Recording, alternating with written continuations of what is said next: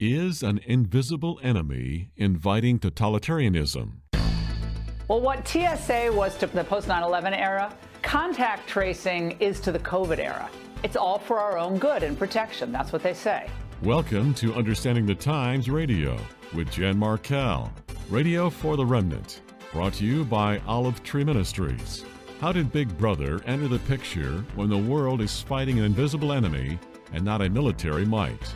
The coronavirus has caught entire nations off guard. Rules and laws are being implemented that involve government overreach, and that always brings about a dilemma for the Christian. Here is today's programming. We're here because we feel as though the American people have not heard from all the expertise that's out there all across our country. We do have some experts speaking, but there's lots and lots of experts across the country. So some of us decided to get together. We're America's frontline doctors. We're here only to help American patients and the American nation heal. We have a lot of information to share. Americans are riveted and captured by fear at the moment. We are not held down by the virus as much as we're being held down by the spider web of fear. That spider web is all around us, and it's constricting us, and it's draining the lifeblood of the American people, American society, and American economy. This does not make sense.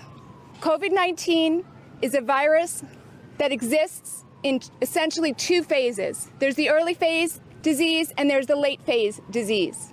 In the early phase, either before you get the virus or early when you've gotten the virus, if you've gotten the virus, there's treatment. That's what we're here to tell you. We're going to talk about that this afternoon. You can find it on America's Frontline Doctors. There's many other sites that are streaming it live on Facebook. But we implore you to hear this because this message has been silenced.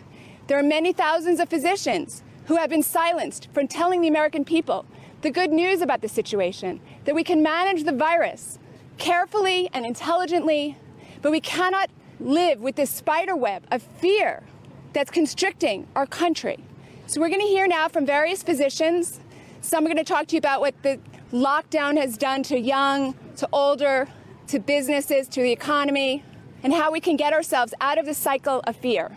Welcome to the program. Always glad you can join me. That was a little clip from America's Frontline Doctors on steps of the Supreme Court. We'll get into why I played that in just a few minutes, because the world has been in a fear mindset since March of 2020 due to an invisible enemy, a virus. And I've shared various aspects of this ordeal now on this program for 4 months. One of the most troubling aspects to the battle with COVID-19, I think, is the growing loss of privacy, of government intrusion into our lives, an even worsening scenario with that, thanks to one aspect of it called contact tracing, and the fact that COVID-19 is morphing into COVID-19 84, the Orwellian invasion into personal liberties. My guest for the hour to discuss this is Twyla Brace. She's co-founder of Citizens Council for Health Freedom, headquartered in St. Paul, Minnesota. So she's a neighbor of mine. I'm in Minneapolis, the late great Twin Cities, since terrible things have happened here in the last few months. And she's been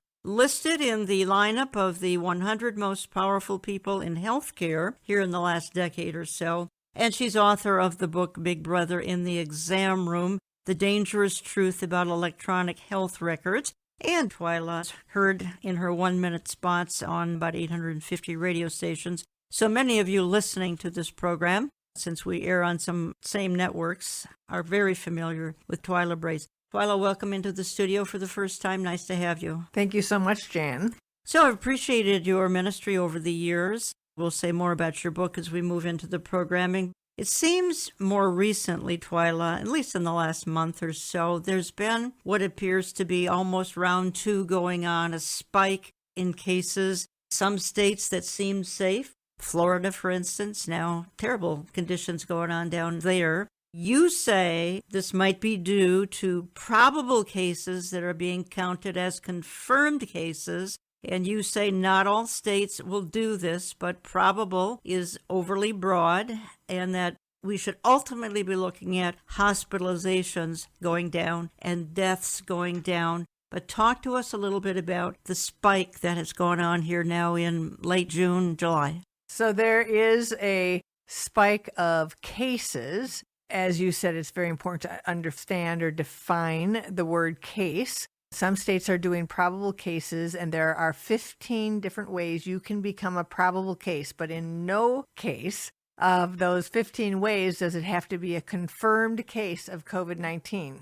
The spikes are probably for several reasons. One, more and more people are getting together. Two, there's more and more testing and people are being tested. But I think what I'd like to do is just direct your listeners' attention away from cases, because at the end of the day, if we're looking for herd immunity, which I call community immunity, we should expect and actually look forward to there being more cases. Because what we're looking at is the majority of the cases are people who are asymptomatic. They've never had a symptom. Or they're mildly symptomatic, in which case they thought they just had the sniffles. They might even be moderately symptomatic, but it wasn't even enough to keep them home, or it kept them home for some days. There are other people who have more of a case, and there are certainly the severe cases in the hospital. The virus is very difficult to stop, and I think that is where the goalposts have been moved. When they said to flatten the curve, they took the same amount of people, whatever that amount was, that was going to be infected, and said, we're just going to slow the spread. They didn't say we're going to stop the virus. They didn't say we're going to escape the virus. It was never about that, because the virus is very small. It's very contagious. It would be like trying to stop the seasonal flu. An article I picked offline here with the American Family Association, and I work closely with them, so I respect their research and their reporting. COVID numbers, who can you trust? It's an interview of you. It says, quoting you, and then when it comes to numbers, including involving COVID-19, some of that information may involve people who have tested positive for the coronavirus, as well as those who are considered probable cases. In other words, people are claiming symptoms that health officials believe indicate COVID-19. And they again turn to you. Twyla Braze, a registered nurse and president of Citizens Council for Health Freedom, acknowledges that while some people might find it very scary when the case numbers suddenly shoot up, in fact, the majority of those are probable cases which have never been confirmed to be COVID. And then you say the definition of probable cases is so loose that somebody simply has to live in an area that has a lot of COVID-19, plus they have a headache and they have a fever, or at least they think they have a fever, and they don't have to measure it. And by that, they become a probable case and can be reported as a case of COVID-19, which of course they are not. So I found that extremely interesting. I will say that there's about half of the states that refuse to do that. So they refuse to report probable cases. In the states that do report probable cases, if indeed, as the Texas commissioner said, that would mean a 17-fold increase in cases, that's possible in those states. A lot of the more recent cases would be probable rather than confirmed. Okay. I think nobody actually knows. And that's why one of the commissioners said, so we can't really count on or trust the deaths because they're now doing probable deaths without actual confirmed disease. She said, really what we need to do is look at the hospitalizations. And around the country, the deaths and the hospitalizations are going down. Yeah. Nationwide. I want to move on to a different issue, and that would be the contact tracing, because COVID-19, some are calling it COVID-19 84, just because of Big Brother intrusion, totalitarian thinking by certainly some governors and mayors. I have a clip or two to play to back some of that up, but I think what I'd like to do is I'd like to play a real short clip here. It happens to be Laura Ingraham. She is commenting on the death of privacy. She's relating it to the contact tracing. She's explaining what it is and how our rights are. Boy, if we thought they were violated after 9/11, you probably haven't seen anything yet. Now, earlier today, a good friend of mine and I were talking about how surprising it was that so many Americans were willing to give up their inalienable rights for a government promise of safety. Basic liberties, the right to work, to travel, to worship, free speech, the right to attend school, to petition the government, to assemble with others. They all were completely sidelined or partially sidelined during the COVID-19 shutdowns. Officials assured us that restrictions would be short-lived and only be in place until we flatten the curve. But even after we did that, and hospitals thankfully were not overrun, blue state governors began piling on new conditions in order for states to be fully reopened again.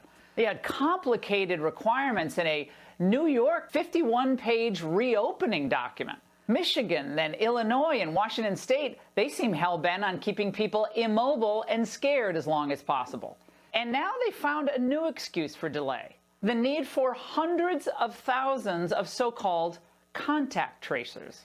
The point of this is to create a core of trained folks who are ready and able, have the skills we need them to have to help usher us all through the new environment. I know a lot of you don't answer the phone when you see an unknown caller reaching in, but I implore you to answer that call. We want to grow our voluntary contact tracing so that we can further control and reduce the rate of spread of COVID-19 and stop outbreaks in their tracks. Yeah, I trust him. Well, what TSA was to the post-9/11 era, contact tracing is to the COVID era. It's all for our own good and protection. That's what they say. And it seems fine at first, until maybe when you're talking about TSA, an agent's hand gets a little too close to your private parts during a random screening, and then they throw away your favorite moisturizer, right, because it's too many ounces. But at least your interaction with a TSA agent is brief and limited to only when you fly. Your interaction with a COVID tracer could last for weeks, if not longer. According to the AP, the practice of so-called contact tracing requires a hybrid job of interrogator, therapist, and nurse, as they try to coax nervous people to be honest. The goal? To create a roadmap of everywhere infected people have been and who they've been around. That's a heavy lift. So how many of these tracers will we actually need? Health investigator Mackenzie Bray follows a script that she knows all too well. I'm just following up on your COVID-19 test results. Bray is among an army of health professionals and volunteers working as contact tracers. Some health officials estimate that as many as 300,000 contact tracers would be needed in the country to effectively mitigate the spread. Are you kidding me? 300,000? So remember I talked about how this kind of reminds me of the TSA, the creation of the TSA. Well, if the, quote, experts get their way, there'll be 6 times more contact tracers than TSA agents. But instead of rummaging through your luggage, these contact tracers will be prying into the most intimate details of your life. Well, Brace, you even have a paper on the contact tracing. I have it in front of me. You say at its core, contact tracing is the government collecting data on everyone's friends, family, associates, colleagues. This is some of the most intimate personal data we have, and you have a whole paper on it here. Talk to me about this. I mean, is this troubling you as much as it is me? I think so. Yes, contact tracing, and I love how Laura said it, COVID tracing, right? That's a very good way to say it. But what the COVID tracing is doing is they want to find all your contacts. Mm-hmm. Now, if we think of how this could go, we can look no further than South Korea. I think it would be really good for your listeners to hear what they do in South Korea. If we were to become like South Korea and you got a diagnosis of COVID-19, well, immediately the police would come and they would confiscate your phone. And then they would look into it to find out the last 5 days of contacts. Then they would go to the National Bank Authority and they would find out where you had spent your money so that they would know everywhere that you had gone. And then finally they would take your photograph and they would put it through their national surveillance system to see everyone and everywhere you had been and everyone that you were in contact with. And that would be how they would find out what you had done and whom you were with. Now, a lot of people listening to this may not be thinking about what this really could mean. All of your contacts. So there are people who have contacts that they don't want anybody to know about. And then there are just your family and friends connections, which suddenly become part of a government record. Everybody that you have seen within a certain period of time, you're supposed to tell who it is, how long you think that you were with that person, what's the contact information for that person. And then they're going to go to your friends and your colleagues and everybody whose names you gave them. And they're going to go through the very same thing with them. All along this chain, because of the government, you can be put under essentially house arrest. And you can be forced to stay at your home and be monitored every day by the government, or even be put into ankle monitors as a Kentucky couple was. That's right. Right? This is what can happen. This is why a lot of people don't want to provide this kind of information to the government because they don't know when the police power will come. Well, it is voluntary. That's right. I'm very, very pleased to know that it's voluntary, at least right now. Could that change? Maybe it could change. I don't know. You say Americans need to know they do not have to answer or respond to a contact tracer. You say they have the right to refuse, but people also need to know that some state government agencies can charge you with a crime and forcibly quarantine you if you refuse. And then the article goes on, already many Americans nationwide are refusing to participate in contact tracing because they don't want to share their information or they don't trust public health officials with maintaining their privacy. How long is this voluntary? The thing is that so far, to my knowledge, contact tracing, refusal to participate in contact tracing will not get you charged with a crime. Refusal to participate in, and I could be wrong because I haven't looked at every state law, but refusal to participate in examination, vaccination, testing, yes, all of that in some states indeed could get you a misdemeanor. Contact tracing is kind of new, and so it kind of depends on what your state law says as to whether or not you could be charged. I find this one of the more troubling aspects of everything we're going through as a country. For that matter, as you indicated, globally, the contact tracing. So we'll see where that's going to go. Folks, if you just joined me, you're listening to Understanding the Times Radio, Jan Markell. And I have in the studio Twyla Brace, and many of you know Twyla. She's also got a book out. We need to reference that, Big Brother in the Exam Room, The Dangerous Truth About Electronic Health Records. Best place to get this, Twyla, is where? Anywhere books are sold, Okay. but they can go to bigbrotherintheexamroom.com to buy it directly from us. bigbrotherintheexamroom.com.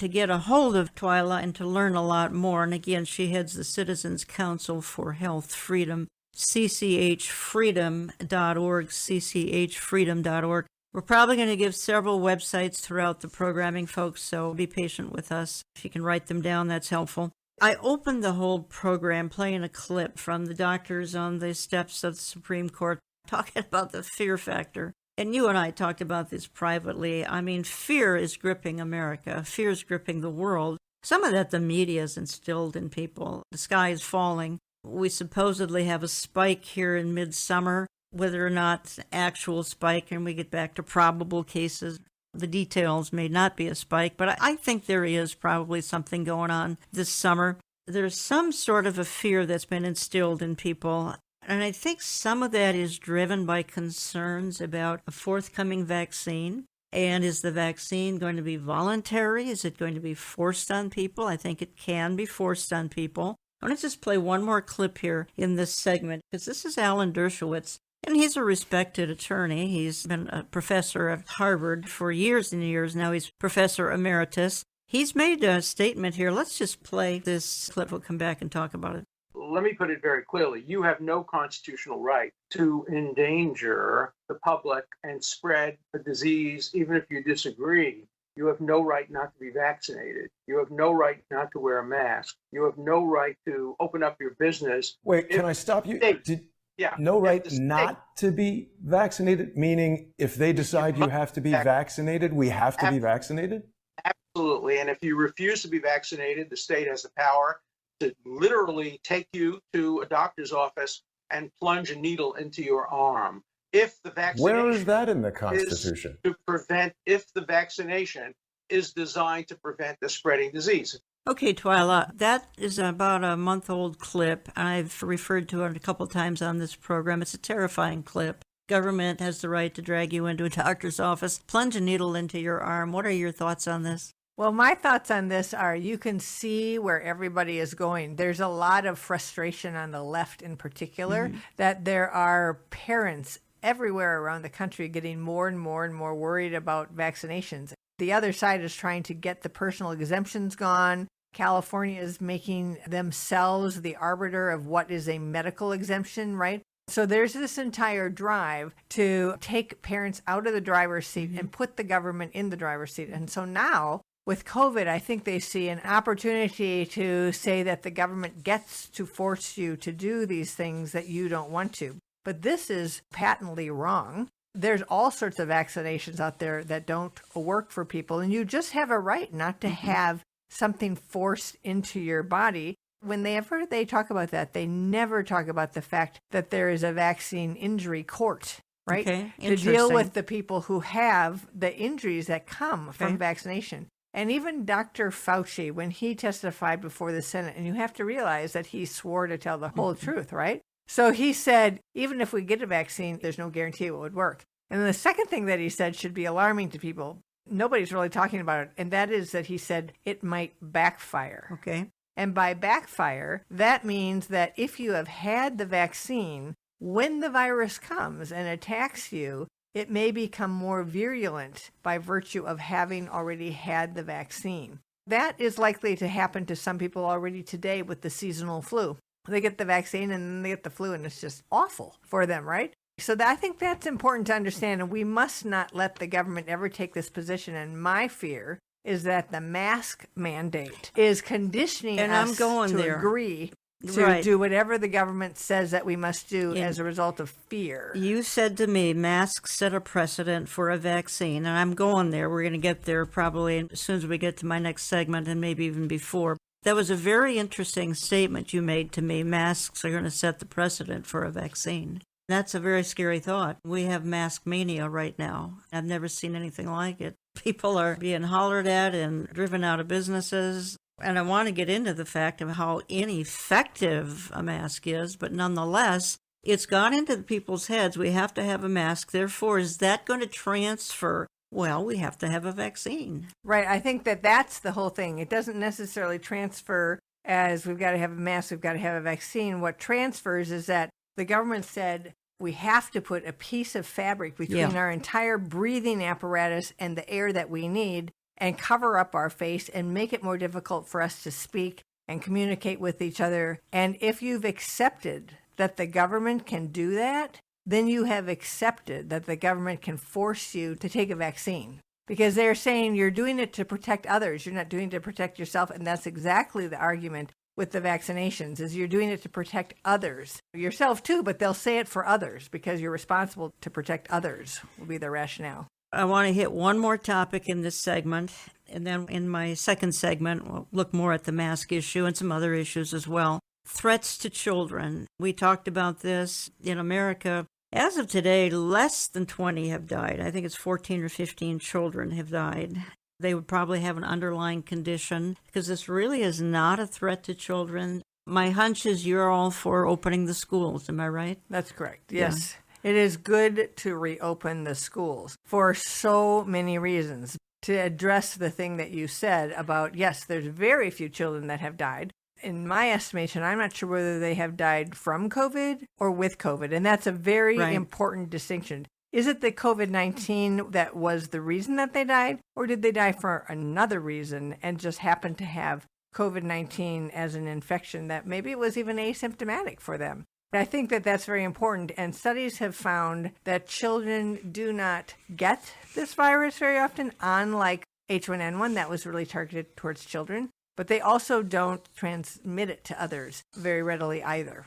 22 European nations have opened their schools. Apparently, they're relaxing when it comes to kids getting this. The children apparently have some immune systems that are far better than adults to fight this. 166 have died from the flu. 14 or 15 in America have died of COVID. And nobody talks about that. That's a wonderful statistic, the difference between that, right? Are we stopping everything for children? Have we shut down the schools in order to keep children from getting the flu? We have not. Where do you see it going then, the school situation? Let's leave it to the United States here. Well, I think it might depend on the state that you're in. Okay. Some states, it's very clear that the governor is trying to shut it down for the entire year. The teachers' unions are out there saying we got to shut down the school for the year. They don't want to die from COVID-19, and so they're not getting really the truth. And so I think it will really depend, but look at the children. There are other things here that the children are dealing with. They're dealing with a fear imposed upon them by the government when they're not even the ones who are going to get this. And they're dealing with loss of their friends. They're dealing with certain domestic issues, abuse, or whether it's the husband and the wife who are abusing each other and they're having to watch it. There's all sorts of things. They don't have the freedom that they had before. They're growing up in this very constrained thing and living under this mantle of fear that they don't have to live under because even their parents are not likely to get it. And most of their teachers aren't likely to get it. It's really everybody over 65 And if you've got obesity, diabetes, cardiovascular diseases, kidney diseases, you're the ones who are the susceptible ones. Everyone else is not in the susceptible category. Twyla Brace heads the Citizens Council for Health Freedom. You can learn a lot more and keep up to date with her articles, her Facebook Live updates, and more videos. cchfreedom.org, cchfreedom.org. Now, here's where I still want to go with the time that we have left, because we have some topics yet that I want to hit on. Twyla said to me she feels the goal of much of this is that we are going to be wanting single-payer health care. Well, how long have we heard about that? Probably the last 10 years. We're going to talk a little bit about that. We're going to get into the mask madness. She calls the mask situation medical menace, and they offer a false sense of security. We'll talk about that a little bit in my second segment. We're going to talk about, we've been watching some power-hungry people here for a long time here, for several months. What's behind that? What I have observed is that people are willing to give up a lot when it comes to their health and their safety. I mean, who wants to be sick? We'll give up just about anything to stay well. Well, that has consequences. We'll talk about that and much, much more in part 2 of the programming, so don't go away. I'm coming back in a couple of minutes. We love friendly feedback. Contact us through our website, olivetreeviews.org. That's olivetreeviews.org. You can call us Central Time at 763-559-4444. That's 763-559-4444.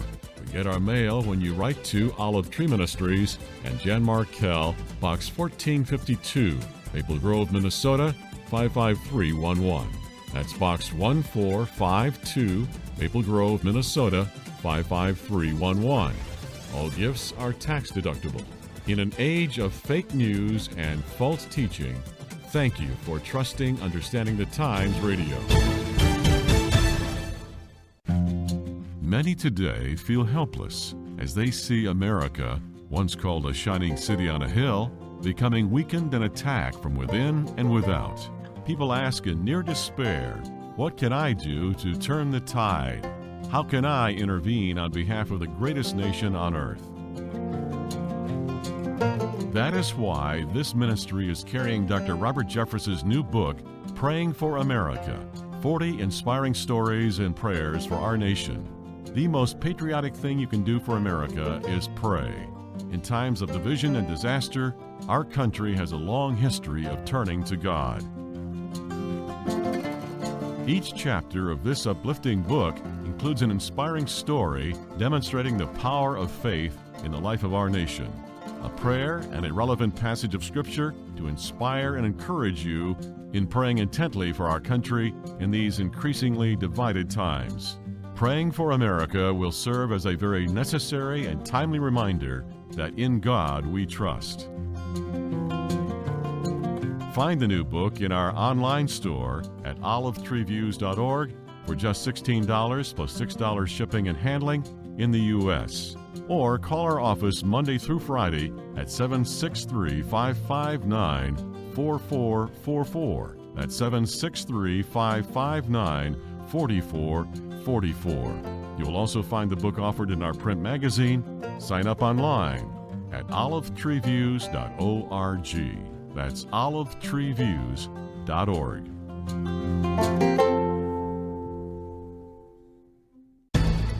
In other words, if you accept that the government can, for health and safety, force you into a mask to cover up your personality, to dehumanize you, to take away your ability to speak and breathe freely, then you will have to accept that they can force you into vaccination.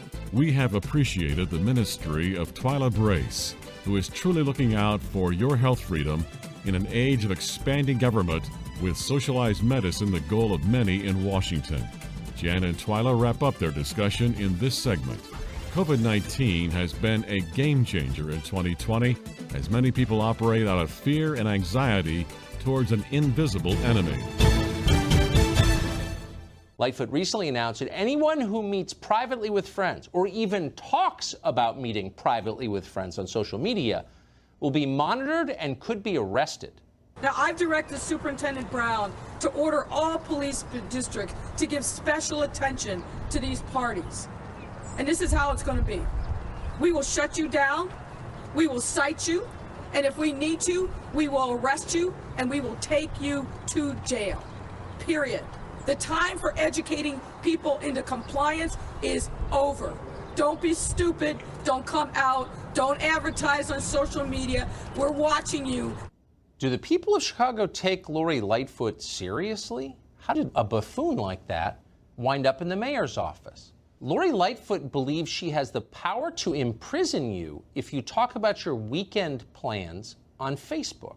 How did she get the power to do that? Well, welcome back. We are in a bizarro world. Every day I see headlines that I've never seen in my lifetime. And yeah, some blue state governors and mayors and city council people have gotten drunk on power, and they've taken advantage of COVID-19, turned it into COVID-1984, totalitarianism.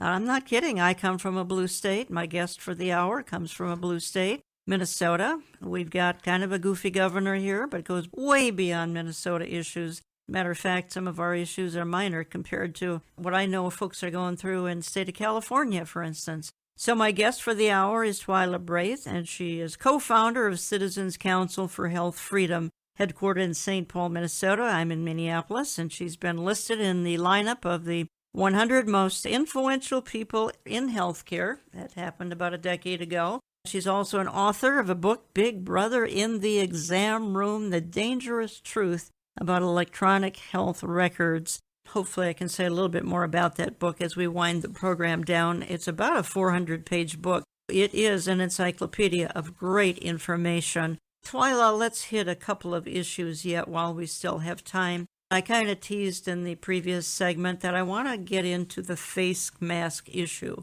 I even said in part one, we talked about masks setting the precedent for a vaccine, and we kind of discussed what we meant by that. Is the vaccine going to become mandatory? We don't know that, but it certainly could. But many states and cities now require a face mask. A lot of them do, including our governor came out recently here in Minnesota. It's kind of changed the way we live, and not in a very good way. You've written a lot on it. You've been interviewed a lot. You've got quite a strong opinion on the masks. You and I talked privately. You call them a medical menace. Why? Well, they are even more than a medical menace. Well, let's start with the medical menace part about them. And even the World Health Organization, yes, which is not my favorite right. organization, however, they talk about the fact that the mask itself can be a problem for many reasons. One of the biggest ones is self-contamination. In other words, look at yourselves who are wearing masks and think of how many times you touch your mask.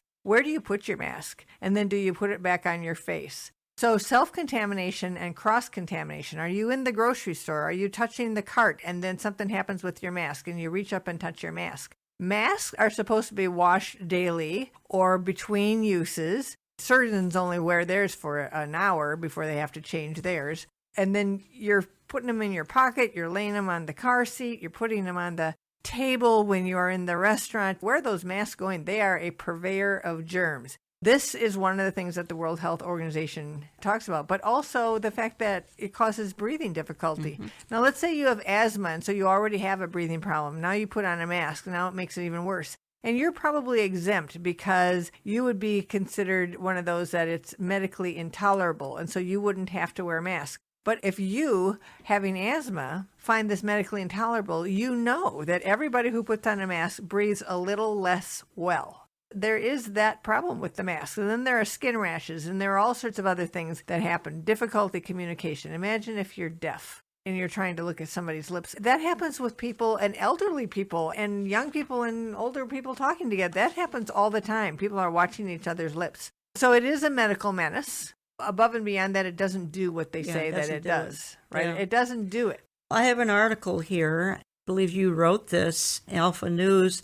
And you say Dr. Michael Osterholm, former interim director of the CDC, top infectious disease expert at the University of Minnesota here. This is him. They don't work. Even Osterholm is saying they don't work. That's right. He has never seen such a broad mandate without any scientific evidence behind it. There are two researchers out of Chicago who say that our review of relevant studies indicates that cloth masks will be ineffective at preventing SARS-CoV-2, that's the virus, transmission, whether worn as source control. In other words, that means you wear it to prevent another person from getting it, or whether it's worn as PPE, personal protective equipment, right? So it doesn't help either direction. And the one study that looked at cloth masks versus surgical masks found that the surgical masks allowed 44% of particles to penetrate the mask. The cloth mask allowed 97%. Okay. And that's through the material.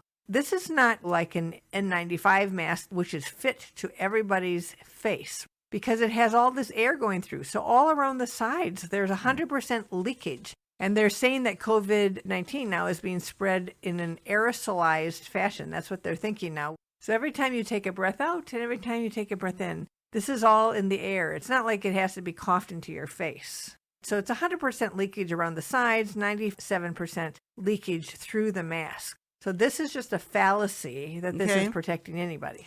Going back to Osterholm here, I believe it's the same article. He says, indeed, exhaustive studies done after the 1918 Spanish flu found masks didn't make a difference. And the only study on cloth masks found 97% of particles passed through the fabric.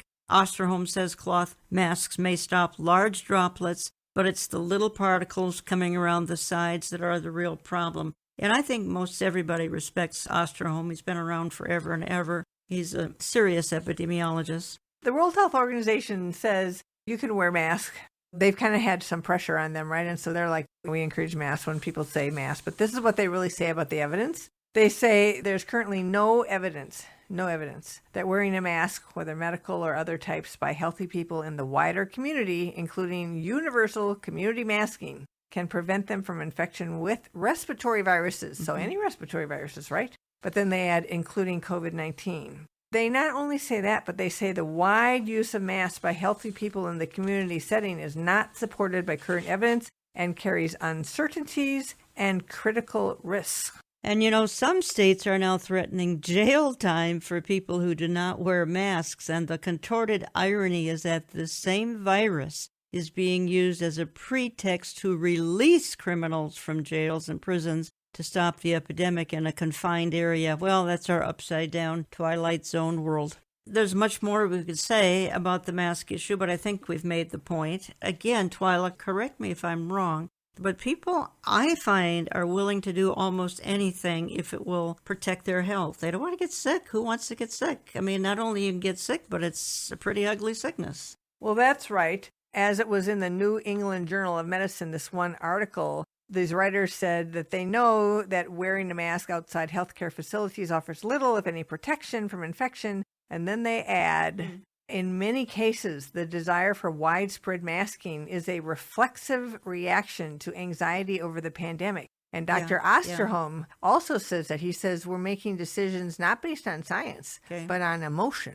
In the meantime, we're all stuck with them. Yes. Everywhere. Unless you have a medical... Unless you have a medical reason. Oh, yes. Different laws say different things. So in Minnesota, there is the governor's order, which says that nobody can question you if you say that you have a medical condition. So they can't ask you to bring out your doctor's note. Okay. They can't get you to have proof. It can't be an inquisition as to whether or not you're really qualified to say that you have a medical condition. So there are lots of people who are probably qualified under the medical intolerable label. One of the studies that I found said that it was difficult at a cardiovascular level. And let me see here, because I've got this quote right here. It says that face masks have a marked negative impact on cardiopulmonary capacity that significantly impairs strenuous physical and occupational activities. So if you've got any kind of a heart condition, I think you should think about that. You've got any kind of a pulmonary condition, you should think about that. But what I think about is, if this is a problem for somebody with a condition, it's also a problem for somebody without a condition, because no matter what, it is decreasing your ability to breathe free. I want to play another clip, probably the last one we'll play here. This is State Senator from Minnesota, Scott Jensen. The reason I'm playing him is he has been marginalized, as have others who are trying to tell the truth about COVID-19. He's a doctor who was voted best family doctor some 5 years ago, and now he's come under huge scrutiny, criticism, investigation even. Let's play that clip, and I want to come back and discuss it with you. Hi, Senator Scott Jensen. I represent Carver County. This is one of the most important videos I've made, and one of the hardest. Frankly, it's been a very difficult decision to make whether I even wanted to do it. Less than a week ago, I was notified by the Board of Medical Practice in Minnesota that I was being investigated because of public statements I had made. They listed 2 allegations. They said I've been spreading misinformation in regards to the completion of death certificates on a news program, which happened to take place on April 7th. And you could find that one. It was with Chris Berg if you wanted to. And the other allegation was that I provided reckless advice in my willingness to compare COVID-19 and the flu. When I got this letter, I was ticked. And quite frankly, I leaned into the comfort and wisdom of my family to help them, let them talk me off the cliff. But doggone it, if this can happen to me, my view is it could happen to anybody. I've been a family doc for 40 years. I work hard, I love my patients, I do house calls, I've been medical director, I've held staff positions in hospitals to help make things work better. I've been in the Senate for 4 years and I've learned a lot. I've never had anything like this happen. Shoot 'em out. 5 years ago I was named the Minnesota Family Doctor of the Year in Minnesota. And I get this because a couple people complained and I don't get to know who those people are. I don't know if they're routinely in a political camp, if they're activists. I've gone online and looked at what it takes to complete a complaint that the Board of Medical Practice has to follow up on. It's a one-page deal. You can say what you want. You could be a huge donor for the other party. Twyla, my conclusion here is that if you're in the medical profession trying to tell the truth, as you are, there may be some consequences to pay. Am I right? That's correct. The powers that be have a narrative here, and they don't want anybody to change that narrative. And physicians are some of the most trusted people in the country. And when physicians speak, most people assume that they've got some education and intelligence behind them and that there's a reason that they say things. They change the narrative. They get people to think outside of the fear narrative. They get people to think, well, maybe masks don't work, or maybe there aren't all of these deaths, which is absolutely true. Because he's correct. The CDC actually put out a publication, which I talked about in one of my videos and read from, which said that essentially if you think it might be a COVID death, you should put it down as a COVID death. And he has said that as physicians, they're taught to be very precise about what they put on a death certificate. This is not something that you just do loosey-goosey. Mm-hmm. You actually figure it out. And that the CDC would come around and the health department would then encourage you to just put COVID-19 as though it was really true. He's correct in bringing this up and bringing this to everybody's attention, that this is the wrong way. There could be all sorts of people that are called COVID-19 that aren't COVID-19. And you know, one of the very best statements about this comes from the head of the state health department in Illinois. It's at a press conference and a child has died. And some reporter asked about whether this child has died from COVID-19. And she essentially says, and I am paraphrasing because I'm not sitting here with it. She essentially says, well, let me just educate you about what a COVID death definition is. Somebody has been diagnosed with cancer and they're terminally ill and we know they're going to die in 2 weeks and then we find out that they have COVID. That's a COVID death.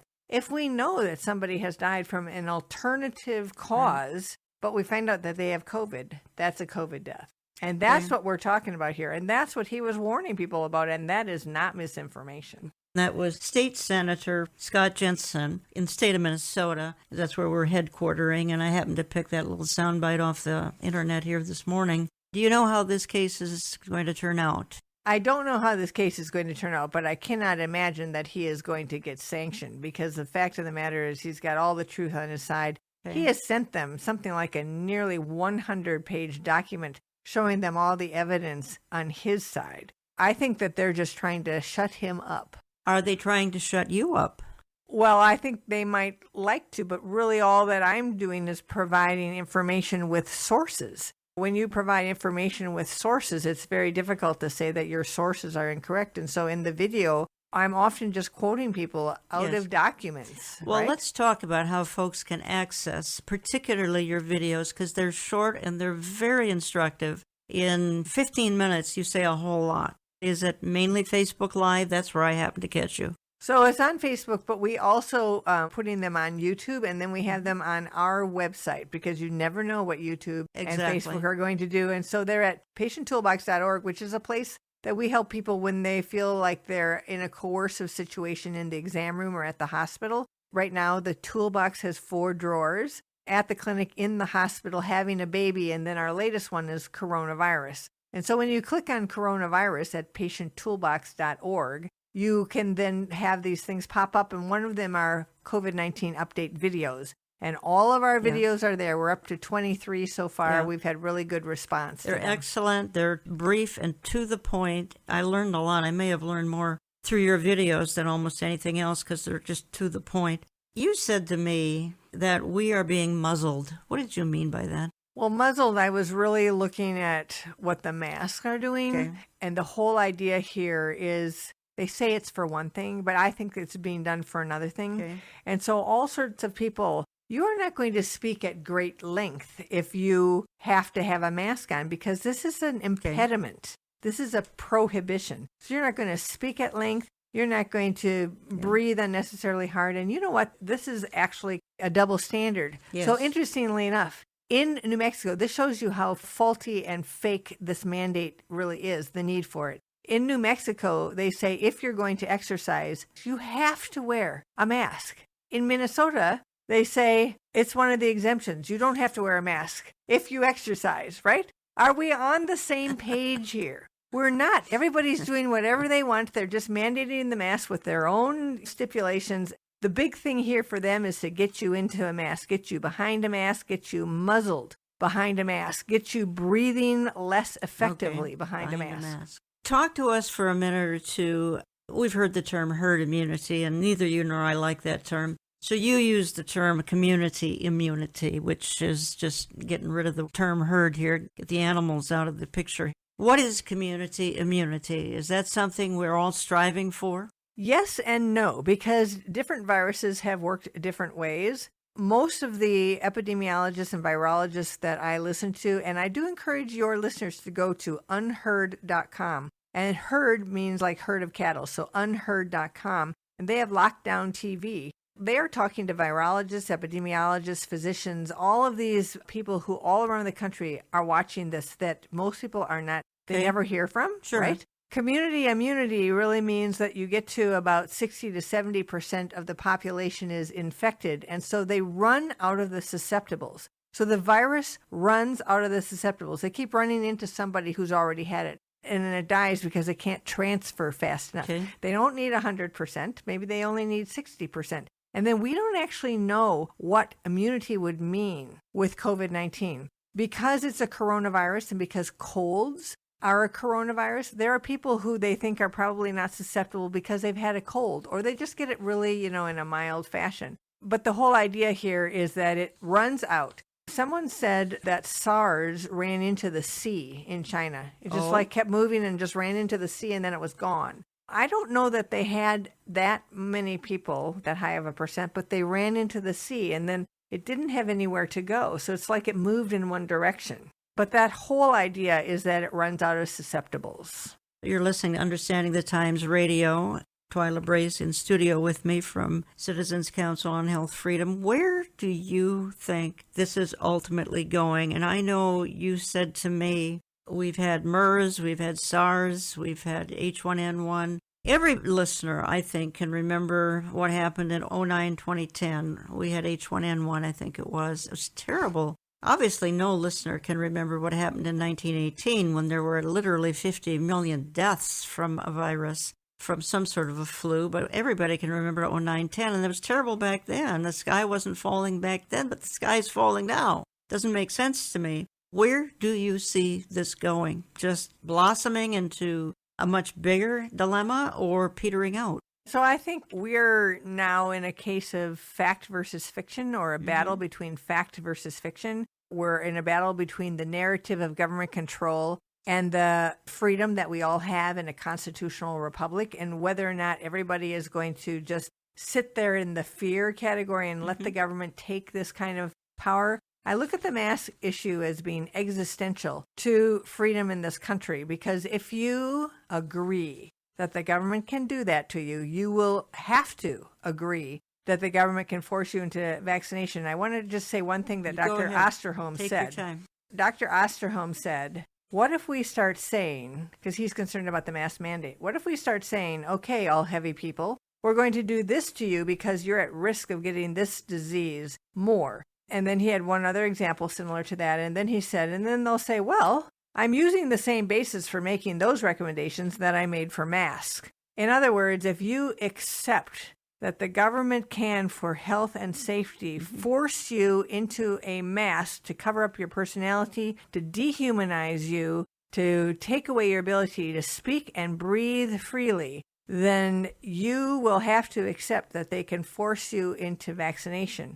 And then they can force you into staying home, and they can force you into this and that, and they can take your children away from you because they have said, you're not doing this for the good of your children. We, the government, speak about public health and safety, and whatever we say has to go. That's where I see this going if our side does not stand up and fight and say, actually, this mask is ridiculous. It's ridiculous. It doesn't work. We can never make it legitimate. It cannot be legitimized. It has to be looked at the tool of control that it really is. Okay. This is all about freedom. This is not about health and safety. This is about freedom and whether we will win freedom at the end of the day or whether they will win control. One more clip, Laura Ingraham. Given the enormity of the federal and state expenditures we're talking about here, it's amazing how little debate there's been about the risks to personal privacy. I'm telling you, there are always going to be plenty of reasons cited by government bureaucrats or unelected technocrats to justify taking your freedoms away. They'll cite scary things like gun violence, climate change, and now, of course, COVID, maybe the next virus. And they'll use our fear and maybe even skewed statistics or bad modeling to manipulate the public perception. They'll find experts who insist that the harm to personal privacy is minimal and that any trade-off is worth it. They'll promise their actions will be temporary and narrowly tailored. But invariably, these new programs, like what we saw after 9/11, will become permanent fixtures in American life and end up expanding far beyond their promised goals. Twyla, your book, I have it in front of me. It's about a 420-page book, Big Brother in the Exam Room, The Dangerous Truth About Electronic Health Records. Give us a 2-minute summary of what's in the 430 pages practically. It's been endorsed by Dan Bongino, Dr. Jane Orient, all sorts of people. My friend, Dr. Linda Soley. Give us a summary. I would say, first of all, I just want everybody to know that it's really well cited. So the 80-some pages are just the endnotes. That's right. And this is all about the electronic health record and about HIPAA, because HIPAA is not a privacy rule. It's considered a permissive data sharing rule. In 2009, the government imposed the electronic health records that you see in every exam room and in the hospital. They had to be used meaningfully, according to however the government said meaningfully is. And if they don't use it meaningfully, they can't have the money to help pay for them. And then it'll be fraud if they don't use it the way the government wants. Well, the government wants to use it to analyze people, to analyze doctors. They want to use it to control what happens in the exam room. They want to have all your information reported hither and yon. The CDC actually says, and I have the quote in there, that they envision that when all the data gets in the cloud, in other words, in all these electronic servers, that they will be able to go into the EHR and find data buried deep. Buried. That's the word, buried. So the plan here is the electronic health record is not about helping you and your doctor take care of you because it has become a huge impediment. It is really about giving outsiders access to the data, which has become the gold mine of the 21st century. Right. There's so much money in data, right? But it's also a way to control your doctors and to take you and the doctor out of the decision-making process and put third parties in control. So we must never look at that electronic health. Electronic health records are okay if they're the ones that the doctors put, because they used to have them and they worked the way the doctors wanted them to work. But these are government electronic health records. This is a government record. This is not a private record. Other than the bookstores, where can they get your book? They can get it at bigbrotherintheexamroom.com. Give it again. bigbrotherintheexamroom.com. We've got a lot of websites, folks. Twyla's website is cchfreedom.org. Obviously, you've got olivetreeviews.org. We're not carrying the book, but we've got lots of other products in our online store. Twyla, thank you for coming into the studio and giving us an hour today. We appreciate it so very much, and all you're doing, sticking your neck out on our behalf. We appreciate it a lot. Well, thank you so much, Jan, and I'm really glad to have been invited.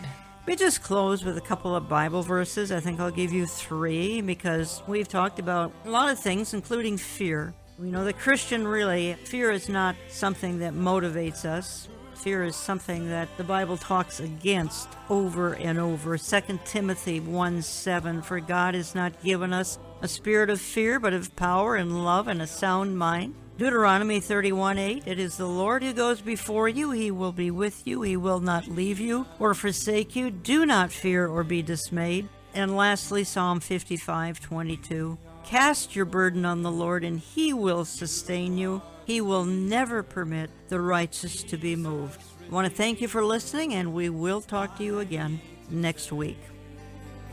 You are the love song we'll sing forever. If Olive Tree Ministries and Understanding the Times Radio has helped you grow in your faith and become a watchman on the wall, let us hear from you. Write us through our website, olivetreeviews.org. That's olivetreeviews.org. You can call us Central Time at 763-559-4444. That's 763-559-4444. We get our mail when you write to Olive Tree Ministries and Jan Markell, Box 1452, Maple Grove, Minnesota, 55311. That's Box 1452, Maple Grove, Minnesota, 55311. Until next week, know that God is not surprised by the tide of our times, and everything is falling into place.